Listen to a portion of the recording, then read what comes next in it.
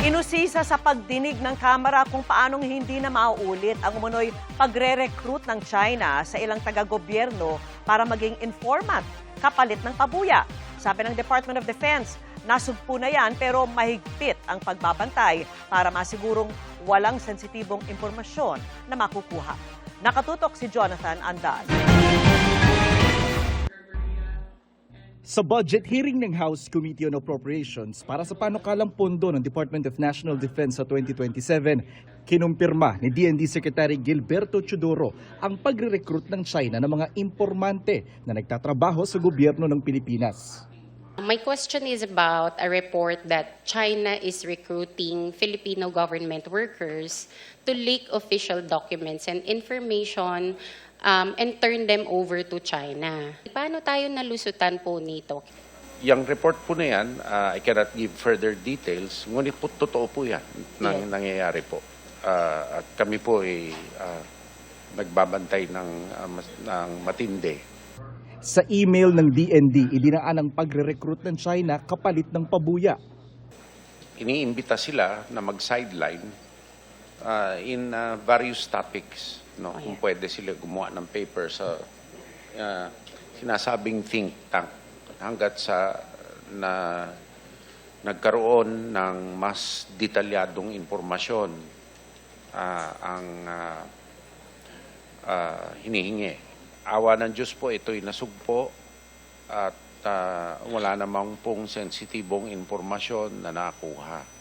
Sari-sari raw ang tangkang ginagawa ng China para makaakit ng mga researcher, lalo na ang mga hindi permanenteng empleyado ng gobyerno na mababa ang sweldo. Paano na lang po natin masisiguro na ang DND hindi na po ito mauulit pang ulit? Hindi po natin masisigurado talaga na hindi maulit, no? Pero ang importante, ang iaalam dun sa empleyado po, ang public platform, ang IT equipment na ginagamit, yan ay minomonitor. So hindi pwedeng gamitin pampersonal ng kung sino man empleyado, whether AFP or DND. Ang hacking ay actually gera araw-araw po yan. Tanong pa ng kongresista kay Teodoro, totoo bang may mga politiko sa Pilipinas ang nakakatanggap ng suporta mula sa China? We have some ground to perhaps suspect it, but credible information in respect to evidence is kind of hard to adduce, particularly as where we do not have access to bank deposits.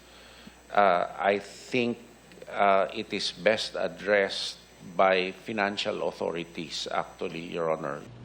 Para sa 2027, nanghihingi ang Defense Department ng 324 billion pesos.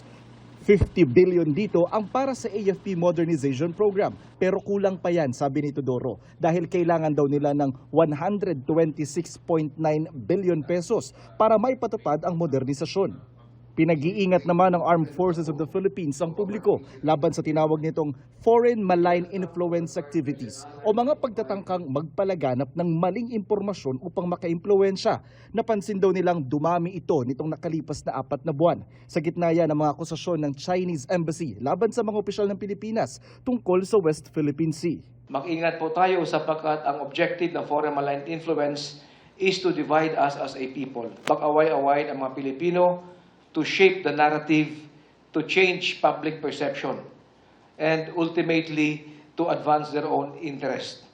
Jonathan Andal, Nakatutok, 24 Oras.